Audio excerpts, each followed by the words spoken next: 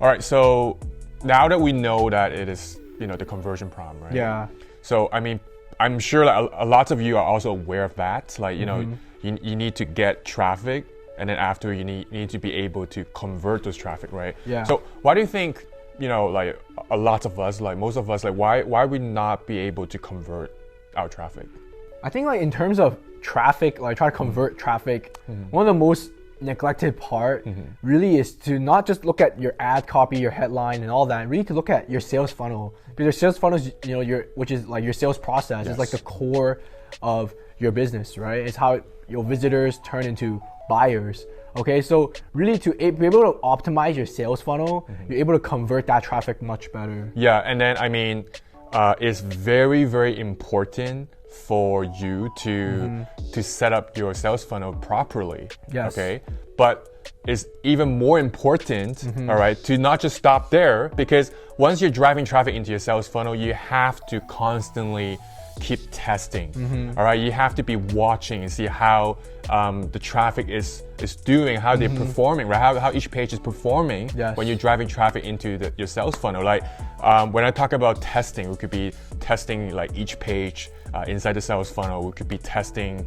different opt-in pages, different photos inside, right? Even the headlines, sometimes the colors too, right? Down to the details. The color of the button even matters. Yeah, and also like, there was something that we didn't really pay attention to when we were setting up the sales funnel. It was more like, oh, we're just trying to get it done. We thought there was something more technical, but actually, like, for your sales funnel, you always have to be constantly thinking about your customers too, because the most important thing for them to have to want to, right, create that desire to continue to go through your sales funnel is to create curiosity. Yes. Right? Even the headlines, like the messages or the sub-headlines that you put in each page, will really create that curiosity to make them very curious to want to click the button and find out what we have for them, in the next page or in the next step. Yeah, I think like when you guys are writing the headline or trying to test different headlines or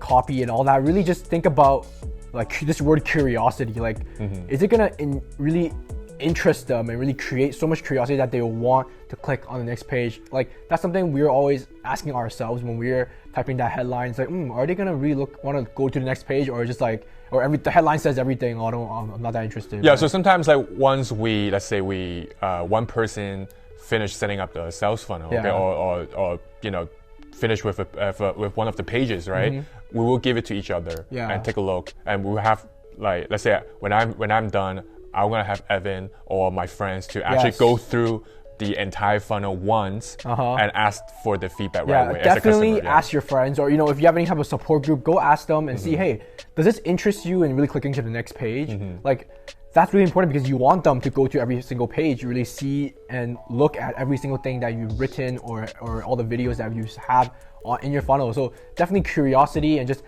constantly asking for feedback. Sometimes you think is like really interesting, but others might not think that way, right? So really just to keep asking for feedback and try to tweak things here and there and just keep testing, like Eugene said. And really that's like kind of like the formula to getting a really good sales funnel. And then that will kind of ensure that your conversion rate will be higher too. Optimize, right? Yeah. Optimize, yes. Optimize. You also like look at the stories, the messaging, all that. You just keep playing around with it, keep testing it. I think a really practical way for beginners, this is what we do this all the time. We're not saying we're experts or anything, but we use this as well, which is to funnel hack or to offer hack. All right, like, look at the people that are killing it right now in your niche or industry. There has to be at least one person, marketer, business, artist, that's killing it in your specific niche or industry, and see what their sales funnel looks like, right? Look at their stories, look at their headlines, look at the colors they use, look at even look at the offer they're offering and how everything's laid out. Like, there's a specific reason why they lay it out that way, why they use this color, why they use this headline. Try to understand what their thought process is. All right, even if they're even small business owners, you can even reach out to them. Yeah, and talk to them. And the most important thing is, like, what Evan was saying. We're not telling you to copy, like, don't copy. word by word. Yeah, right? You know, the most important thing is to be able to observe and then to model off what is already proven to be working. Yes. And then my mentor always tells us, like, you know, you guys will hear a lot of very, very successful big name marketers will tell you to do the same too, to never reinvent the wheel. And that's exactly what it means. Yeah, like, don't reinvent the wheel.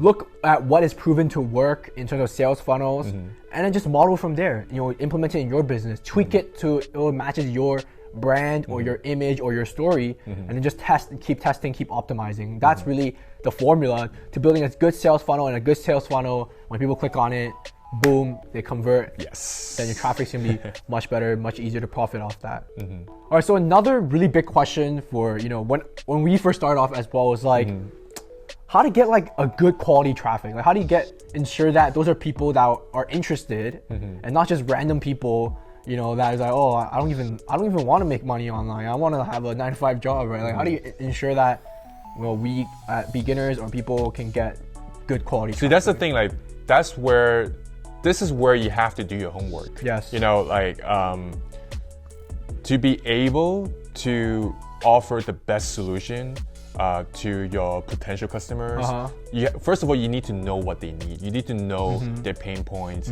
You need to know what they desire, right? So that, you know, we always hear people say that, oh, we want to be able to provide the solution, right, through your product or service to bring them from where they are now to where they want to be, right? And so that's why it's very important for you to do your research, your market research, and once you know very intimately about your customers, right? You have to know them inside out. Yes. If you know your customers, then you are going to be able to build something called a dream customer avatar, where basically it will just tell you everything about who your customer is, what are their desires, what are their fears, what are their pain points, and that will allow you to be able to do a better targeting when you are, you know, sending out those marketing materials or like your ads. Yeah. Right. Like what Eugene said, like where they are now and where they want to be. Like, you kind of want to like know where they are now. So like, you know, what their struggles are. You know, what are their daily routine? What's their daily routine like? What kind of pages they like? Like, where are they now? Right now, and then where do they want to be? You know, what is their end goal? What is their end result? And then really try to like do your research. You know, go to different Facebook groups, go to different, I don't know, even like Google. Just really try to forums. Forums. Even if you have some customers, you can talk to them. You know, ask for their feedback. Like Eugene said, you want to know them intimately. Like, you want to stalk them, kind of. Just see where they hang out. But don't actually stalk them. Don't actually stalk them. Really see where they hang out and really see, you know, what they like and all that, and just try to understand as much as you can, because that will really help you with the targeting part. So you know who to target, right? You know what type of copy or what things you should write about to really go deep and dive deep into their, you know, pain points and, you know, things that they want and all that. And I think it's very interesting because it is so important. Yeah. But when we talk to a lot of other online business owners or entrepreneurs, we actually realize that not a lot of them actually do that very thoroughly. Yeah. Right? Even though it's a very important part where you should not skip, right? And I mean, sometimes like you hear, I think that was the mistake that we made too when we first started out, is that when someone asks us, oh, so what is your dream customer, your ideal customer that you guys want to target? And we're like, oh, because the product that we're offering is so good, everyone will benefit from what we have to offer, right? Yeah, like marketers, like small business owners, like all different kind of categories will benefit from our product, right? But the thing is about like targeting and really trying to, you know, get traffic, good quality traffic. You have to know that like you can't just target everyone. Like, even if your product is super good, like it's water. Like, I know everybody likes water, okay? But you can't just like, even your ads, you can't just target everyone, okay? Like, what you have to really do is be laser focused with your messaging. Like, if your product, you want to talk to affiliate marketers, your messaging has to be really specific to affiliate marketers, right? You want to target people that likes, I don't know, Tony Robbins or something. Then you gotta really talk, you know, in your messaging. It's like, oh, you know, I like Tony Robbins too. You know, Tony Robbins helped me. This is like really be really laser focused and not talk about Tony Robbins, talk about Russell Brunson, talk about Dean Graziosi, and talk about all these people on the same messaging and try to target all of them at once. Yeah, and then I mean, if you think about like in today's consumer mindset, Yeah. right? Because there's so many other options. There's like so many alternatives.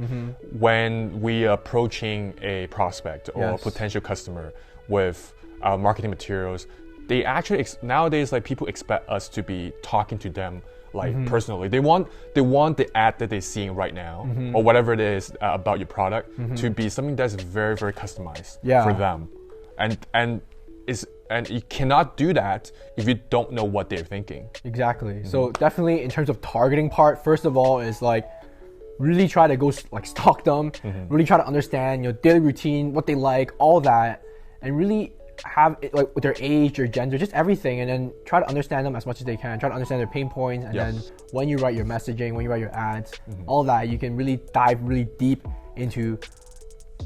It just makes it really makes it feel like you're talking to them, and that's like the feeling that you want to give in your ads. And because if you do that, then your messaging is more laser focused, and they'll be like, like, you know, he's talking to me in person, and they'll really want to, you know, follow you more or click on what you have to offer. Yeah, exactly. If you were the customer, think about like if you see something just like what Evan was saying, that that would make you want to buy too yourself, right? Exactly.